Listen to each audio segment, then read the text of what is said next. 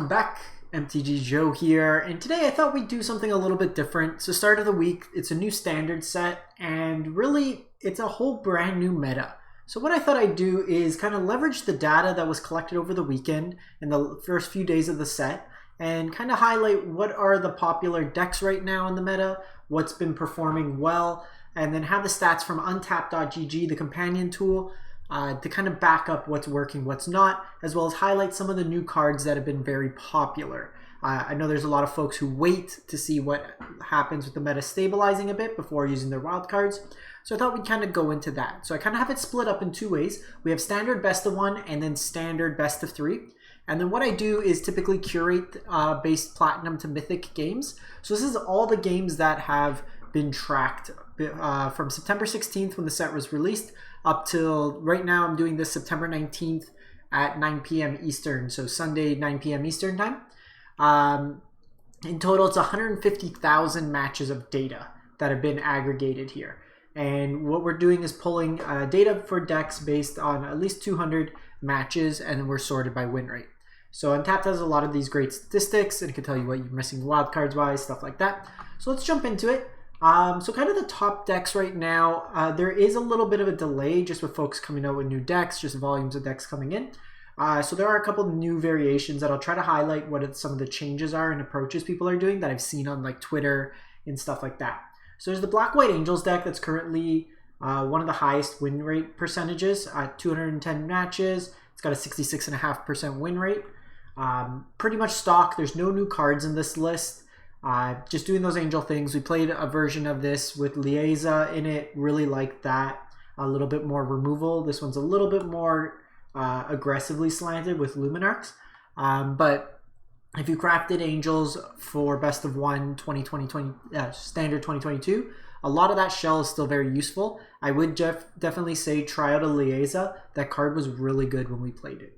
For mono green, there's a couple different variants here. So we have a mono green Stompy that's going up to Froghemoth, 66% win rate. We also have another version down here with a Learn package with Gnarl Professor at 62%.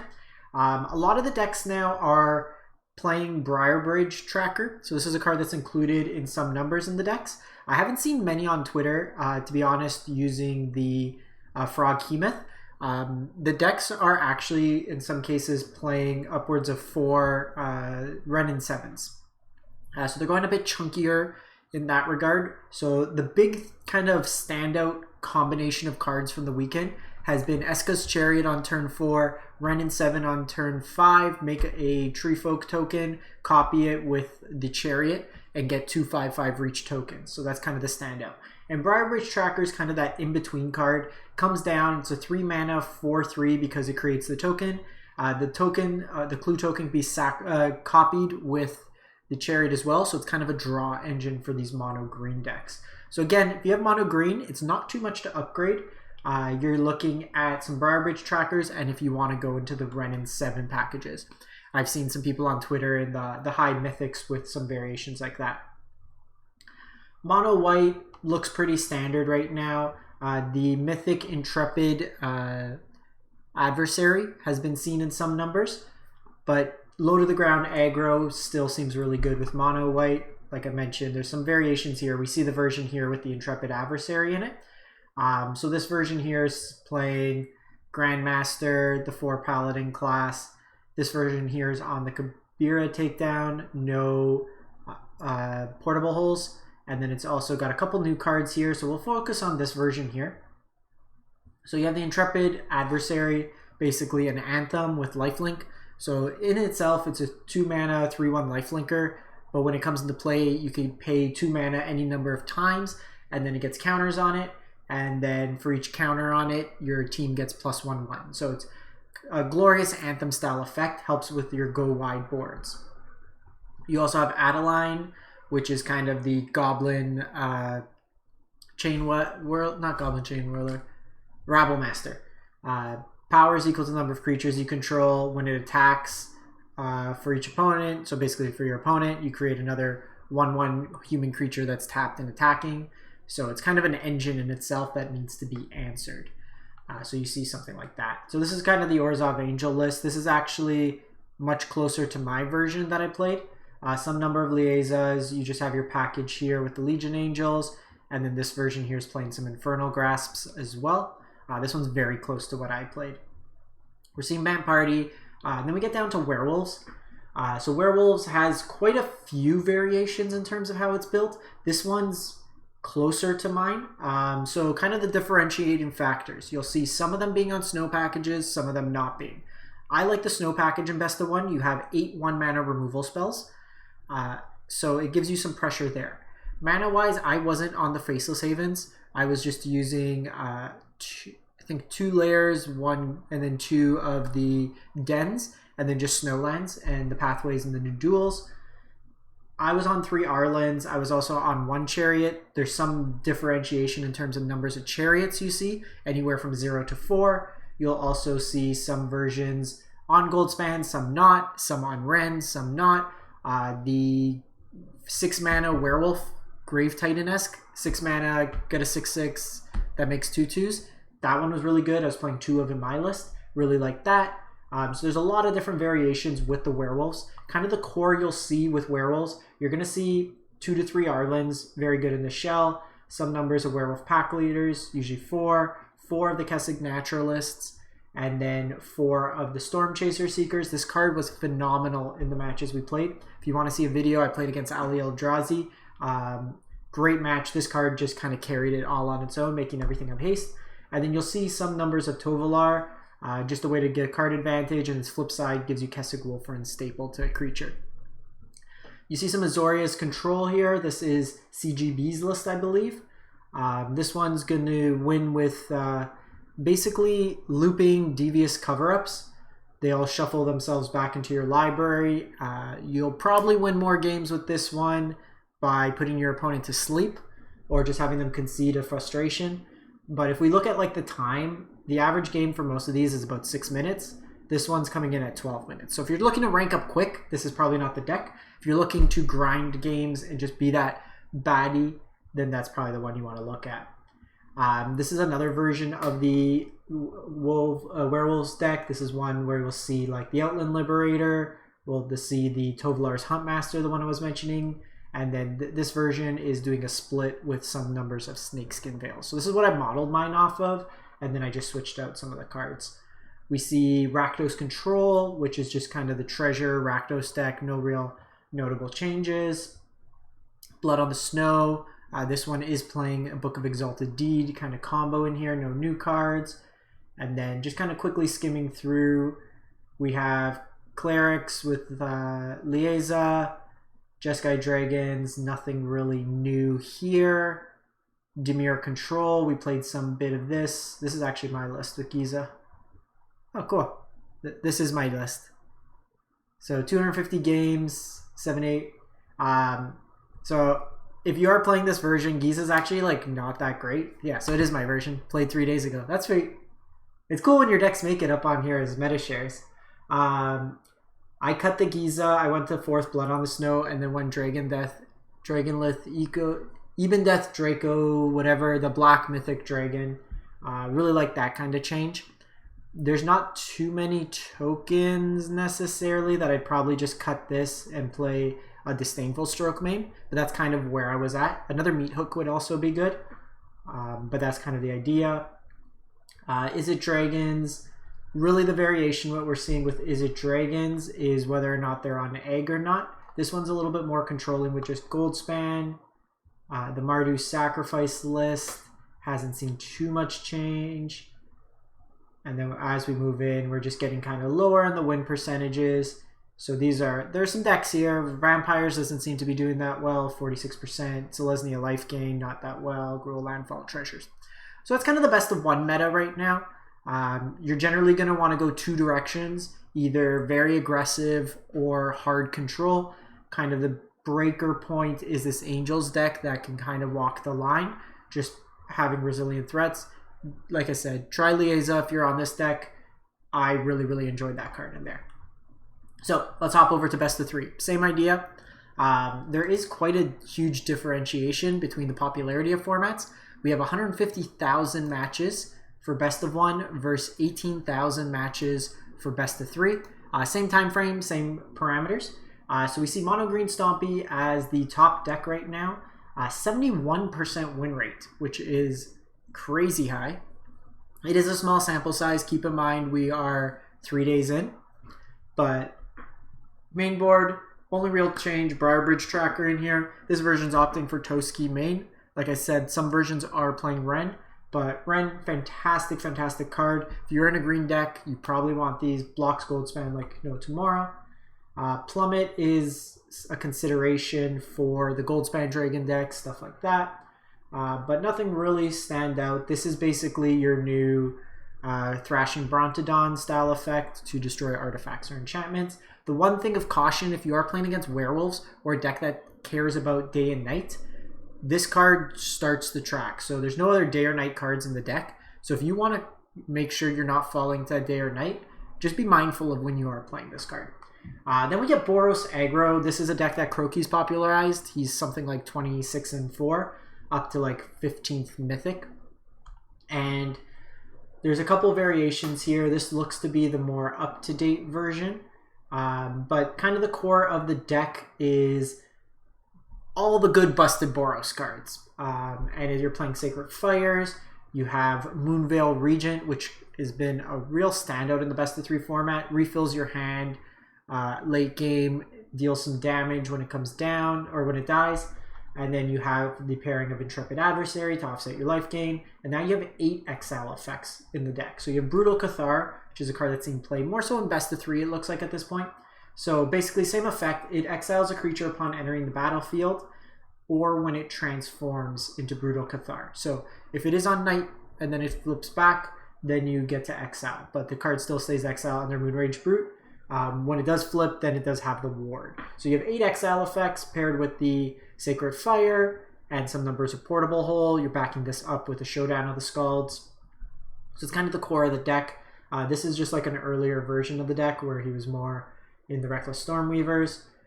Sideboard-wise, nothing too new. You have Cathar Commander, which is artifact enchantment destruction and just a flash threat that could come in. 2 mana, 3/1 flash versus controls, even just good as a beater. It gets around sweepers. And then you have Sun Gold Sentinel, 2 mana. This one will deal with graveyards. And if you have 3 or more creatures with Coven, you can get Hexproof from a color until end of turn. What we're also seeing within Gruul is deviations in terms of the werewolves versus non-werewolves. And this example here is more of a dragon focus. So you're going up to the Moonveil Regents, you're going to the Goldspan Dragons, you have your Reckless Stormweavers. So you're really just trying to ramp into turn 3 or 4 Goldspan or Moonveil. You just kind of smash face that way there. Notably, this version here does not have any number of Ren. I've seen some number of Ren in some of these lists as well.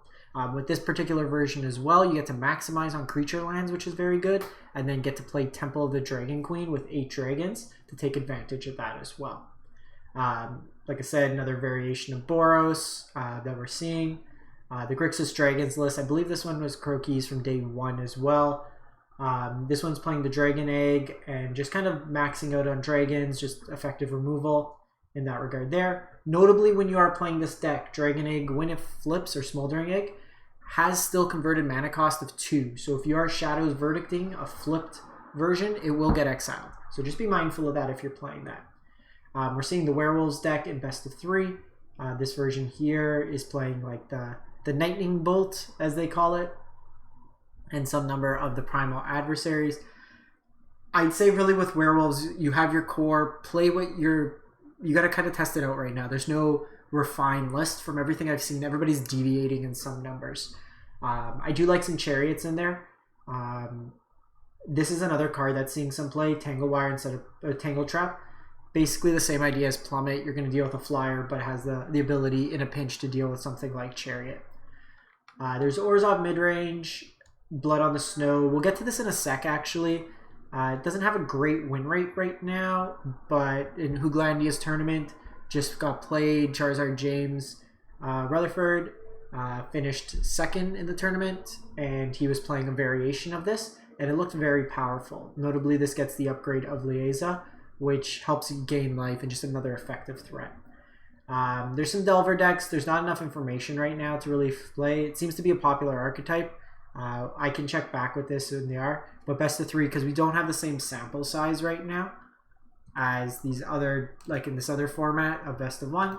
So pretty much you're going to be going with some sort of Gruul, green-based aggro, or hard control. The Dimir decks have not looked good in best of 3, just with so many chariots going around and Ren decks. And we'll kind of get to it. There's some decks that have stood out from the Hoogland tournament I've seen a bit more on that have been a little bit more prevalent. So just jumping over to cards that we're seeing the most of right now. And it's kind of echoing what we're mentioning. So Arlen is the top card that's seeing play right now, just in terms of sheer quantity. So same idea, Platinum to Mythic, 150 games of best of 1. We're seeing 1,500 in 1,500 games. It's included in 12% of the decks. So you're seeing the Werewolf package. You're seeing the Intrepid Adversary, the green land. Infernal Grasp seems to be the go-to removal. Memory Deluge in the blue decks. Some number of Field of Ruins, Meat Hook, Ren. I think the Ren will increase dramatically in terms of just the volume that it's played. The card's been a standout. This is another card that's being seen some play in the white-based aggro decks. But you can take a look here. Teferi's seeing very little numbers. Now we're just getting to like 1%. If we switch over to best of 3, it's very low data right now, but in best of 3 we're seeing Ren in a large number of decks. So almost 20% of the decks are including Ren at 3 to 4 copies, Memory Deluge, Reckless Stormweaver. So in best of 3 you'll typically see some larger number of control decks, so that's why we're going to see some numbers there. I would expect to see an uptick on like Moonveil Regent, but I think the real standouts, Ren and 7, Arlen, and then a card that like this hasn't seen as much play as I thought it would. The Briarback Tracker's been seeing a lot of play, as well as Storm the Festivals. This one's probably going to be on the uptick. Seemed a little bit more of a meme card, but it has been included in a lot more decks recently. So hopping over really quick to Jeff Hoogland's tournament. Great tournament series. Make sure like you'll have the video coverage up. I've been watching it all day.